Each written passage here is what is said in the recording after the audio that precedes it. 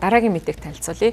Өрмөний сонгуул бие даанаар дэвссэн хит барууны үзэлтэй Жоржишког сонгуульд өрсөлдгийг нь бол сонгуулийн ерөнхий хорооноос нь хоригдсан шийдвэр гаргасан байна. За энэ шийдвэрийн дараа бол түүнийг дэмжигчид Бухарест хотод бол жагсаал цуглаа өрнүүлсэн. За үүний үр дүнд бол цагдаа болон одоо жагсагчдын хооронд хүчирхийлэл үйлдсэн ийм асуудал бол үүссэн. За үүнээс болоод олон хүн бас шархацсан ийм нөхцөл байдал үүсэж байгаа юм байна. За өрмөний сонгуул бие даанаар дэвших Жоржишкогийн хувьд хит барууны үзэлтэй зарим талаараа Оростой хит ойр байж болцсохгүй ийм бодлого баримталдаг гэдгээс олон нийтээс бол шүүмжлэл хүртэж байгаа. За түүний сонгуульд бол ямар нэгэн байдлаас бас Оросын холбооны ус нөлөөсөн байж магадгүй гэсэн ийм бас дүгнэлтийг өрмөний сонгуулийн хороо болон үндсэн хуулийн шүүхээс бол гаргасан. Тийм учраас бол түүнийг одоо энэ удаагийн сонгуульд нэр дэвших эрхийг нь бол хассан байна. За Жоржишкогийн энэхүү шийдвэртэй холбоотойгоор нийгмийн сүлжээний X платформ дээр уг алхмыг бол буруу шаасан. За дэлхийд даяарх ардчлалын зүрхэнд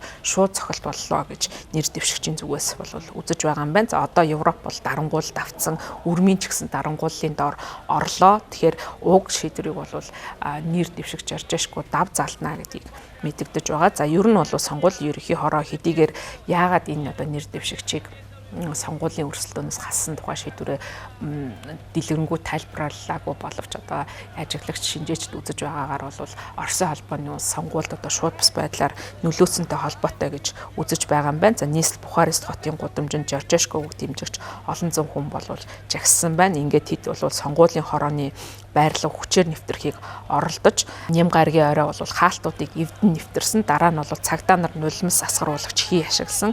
Үүний хариуд бол жагсагчид чулуу шидэж хөрш жиргэлтэй кафений тавилгыг шатааж эхэлсэн байна. За мөн Жоржишкогийн өрсөлдөгчийг дэмжигч гэж үздэг нэгэн телевизийн фургон автомашиныг онхолдуулсан хэрэг болсон гэдгийг өрмөний хэвлэлүүд мэдээлсэн. За энэ гудамж талбайд үүссэн хүчирхийллийн улмаас 7 хүнийг баривчилж 13 цагдаа шархацсан гэдгийг Өрмөний Про ТV сувг бол мэдээлсэн байна. За түүний хувьд бол хит барууны үзэлтэй. За энэ улс төрч бол өнгөрсөн 11 сард болсон ерөнхийлөгчийн сонгуулийн эхний шатанд ялалт байгуулсан. За хоёр дахь шатны санал хураалт явуулахын өмнө бол Өрмөний үндсэн хуулийн шүүх санал хураалтыг эхний шатны санал хураалтыг хүчингү болгосон. За тэгээд шүүх бол Жоржишког Оросын холбооны улстай холбоотой хамтран ажилласан Оросын холбооны улс тус улсын сонгуульд хөндлөнгөөс оролцсон гэх үндслээр ийм шийдвэр гаргасан гэдгээ мэдгдсэн. За энэ шийдвэртэй холбоотойгоор бол Жоржишко за Оросын холбооны улс ч гэсэн тухайн шийдвэрийг ямар нэгэн байдлаар үүсгэсэн тайлбарыг бол гаргасан байгаа. За ингээд нэр дэвших эрхийг нь хүчингү болгохоос өмнө бол Жоржишко олон нийтийн дунд явуулсан санал асуулгад нийт санал асуулгад оролцогчдын 40 орчим хувийг авч санал асуулгаар бол тэргүүлж байсан ийм нэр дэвшигч байна.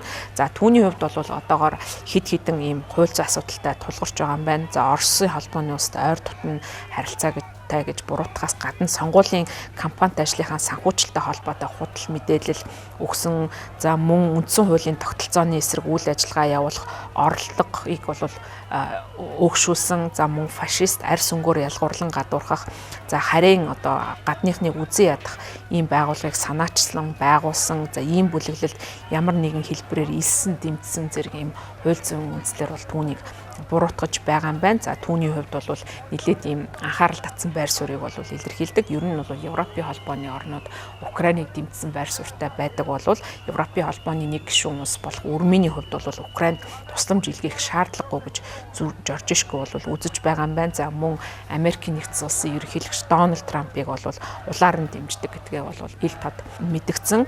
За мөн Америкийн нэгдсэн улсын засаг зархаа бол хариуд нь Жоржишког ч гэсэн илт дэмжиж байгаагаа мэдэгдэж байгаа. За сонгуулийн хорооноос бол түүнийг сонгуульд өрсөлдүүлэхгүй шийдвэр гаргасны хариуд Трампын баруун гарын зөвлөх Elon Musk бол энэ бол галзуурал гэсэн ийм мэдэгдлийг хийсэн байна. За мөн Америкийн нэгдсэн улсын дэд ерөнхийлөгч JD Vance бол Өрмөний үндсэн хуулийн шүүхийг ерөнхийлөгчийн санал хураалтыг хүчингү болгосон шийдвэрийг бол шүүмжилж Өрмөний засгийн газар сонгуулийн үр дүн таалагдахгүй бол цуцалдгийн байна. Ард иргэд түмнээс айж амийг нь хаасан ийм бодлогыг бол баримталж байна гэж буруутгасан байна.